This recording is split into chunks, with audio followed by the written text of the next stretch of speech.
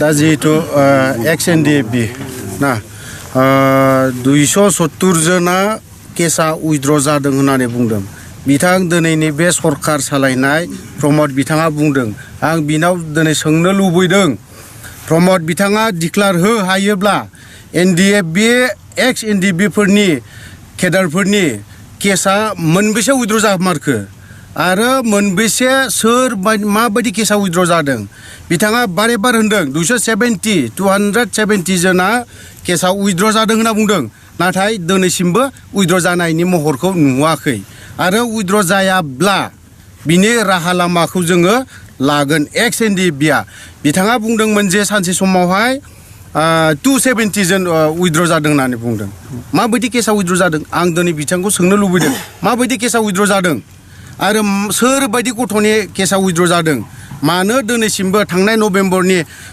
17 तारिखआव जोंनि आर्टिफेक्सननि गथ'नि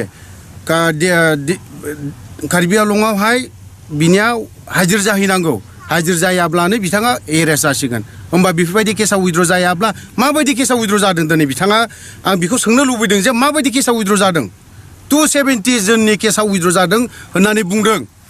माबायदि केसा उइद्र जादों दिनै एनडिएफबिनि गथ'फोरनि केसानो बिथांमोना बिसोरनाव केस गोनां जब गासैबो केस गोनां जब बिसोरनाव सासेनिबो उइद्र जायाखै होमबा माबायदि मानसिनाव उइद्र जाखो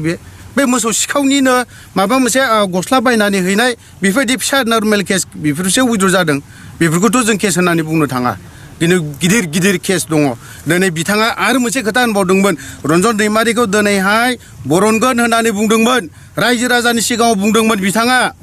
जे आङो सरकाराव जिरायोबा सियाराव जिरायोब्ला आं रन्जन दैमारिखौ बरनगोन होननानै बुंदों दिनैसिमबो गैया बोरो माला बरनगोन बोसोरसे जानायसै दिनैनि बे सरकारा मा खालामनानै थाखो बहा दङ मा खालामदों आरो रिहेबिलिटेसननि बेलायाव बिथांमोननिया सोरनाबा नामानो फैयाखै सोरनाबा दिनैहाय आफादाव जेबो खामानि मावाखै बिसोरबायदिना सोरनाबा साब्रै गाहामानो फैदों होमबा माबायदि जाखो एनडिएफबिनि गथ'फोरनियावनो जुदि फैयाखैब्ला सोरबा सासेनासो फैदोंब्लाथ' बोरै जाथावथाव बियो आरो दिनैहाय सोरनाबा फैयाखै आं बेखौ लुबैदों जे 5 तारिख 6 तारिखआव बावहाय होनायनि खोथा बेखौ दोनथ'नानैब्लाबो दा जेसेबां मोननांगौ दङ बिसोर मोनजोबनांगौ हायोब्ला ज' समानैनो खुनसेयावनो होजोबनांगौ बेफोरबायदि गाबोन सोरनिबा फैगोन दिनै उमुगनिखौ होगोन समफोर उमुग भेक्सिननिखौ होगोन बिदि खालामबाय थानाया जायाखै आं दिनै नोंथाङा दिनै मोनसे लेभेलनिफ्राय फैनाय फेरेंगाखौबो बुंगोन गबिन्दखौबो बुंगोन आं दिनै बिथांमोना मोनसे एंगेलनि एनडिएफबि लेभेलावनो फैनाय एनडिएफबिनि गथ'फोरा दुखु खस्थ' खालामनानै फैनाय दिनै बिथांमोननो खस्थ' खालामनायनि गेजेरजोंसो लिडार जादों आरो बिथांमोना नैबे गादियावहाय जिरायनो मोनदों नङाला मालाबाबो जिरायनो मोना बिसोरो ओंखायनो जेसेबां एनडिएफबिनि केडारफोरनि केस आरो रिहेबिलिटेसन खुनसेयावनो होजोबनांगौ बिदि आद्रा खिद्रा गाबोन एसे समफोर एसे बिदि होबाय थाब्लालाय मा खामानियाव होनो दिनै 4 लाखजों बिथांमोना मा मावना जागोन सोरबाया दिनै नै बिनावथ' हायानो गैया न'आनो गैया बिना 4 लाखजों जों मा मावनानै जागोन बिदि होनबाय थादों दिनैहाय गबिन्दआ होनो हागोन ना हाया फेरेंगा सावरायग्रा मोना होनो हागोन ना हाया बिथांमोना दिनै पावाराव दङ आं दिनै बिथांमोनखौ बेखिनि खोथाखौल' बुंगोन बिटिसिनि बायरायावबो गोबां एनडिएफबिफ्रा दिनैसिमावबो लिस्टआव हाबाखै ओरैनो साबेसेसो जोंनि चिरां जिल्लायाव आंनि इनफरमेसन सर्सनि बायदिब्ला मथा मथि नियरलि 200 जनसोआ थालांनानै दं मोनब्रै फेक्सनजों आरो गुबुन जिल्लानिखौ आं एक्जेक्टलि नाम्बारखौ आं मोनाखै गतिके आं बेखौ बुंनाय नंला खिन्थु चिरां हिसाबै जायफ्रा थालांदों बिथांमोना गासै मथा मथि 200 जननि खाथियाव दं आरो फैगौ 5-6आवहाय बै माखासेफोरनो होनायनि खोथा बुंदों दा बिसोरखौ मा बुंनो सानो नोंसोर बेखौथ' बिदि होगोन फैगोन गासैबो फैजोबगोन होननाय बुस्थुआथ' गोबाव समनिफ्रायनो बुंबाय थादों लिडारफ्राबो खिन्थु बेवहाय बुंदोंब्लाबो खामानिया साक्सेसफुलि जानानै फैयाखै आरोखि गोबाव समनिफ्रायनो भेरिफिकेसनाबो जाबाय थादों थानायाव जोंनि भेरिफिकेसनफ्राथ' आजोलै मथा मथि 6-7 मासनि सिगांनिफ्रायनो भेरिफिकेसन जागासिनो दङ थांनाङो थानायाव गासैबो एड्रेस प्रुफ हैनाङो खिन्थु लास्टआव जेब्ला लिस्ट फैयो होमब्ला लिस्टआव नुजाया नामा बेसो माने बहुत माने सन्देहजनक आरोखि जुदिअ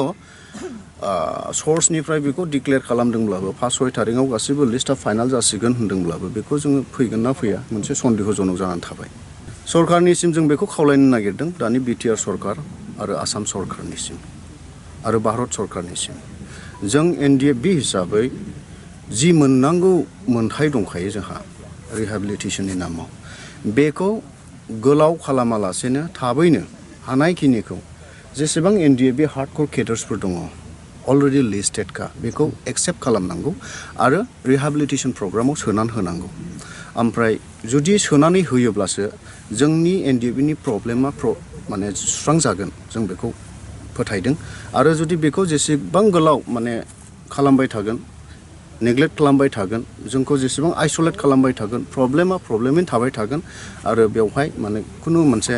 सोलायनाय बा मोनसे माने शान्ति परिबेसा फैनाय नङा बेखौ जों नुहुरदों आरो थ' जोङो नै 5-6 थारिखखौ नेदों जिहेतु डिक्लेरेसनखौ होदोंथ' गभर्नमेन्ट साइडनिफ्रायबो सर्सनिफ्राय होदोंथ' गतिके 5-6खौ नेगोन जुदि 5-6आवबो जुदि फाइनेल गासैबो केडार्सफोरनि लिस्टआ जुदि सोसनजायाब्ला बेवहाय बिराद गिदिर मोनसे आन्दलनाबो जानो हागौ जों स्ट्राइक खालामगोन बेनि थाखाय जोङो अलरेडि माने पलिसिखौ बानाय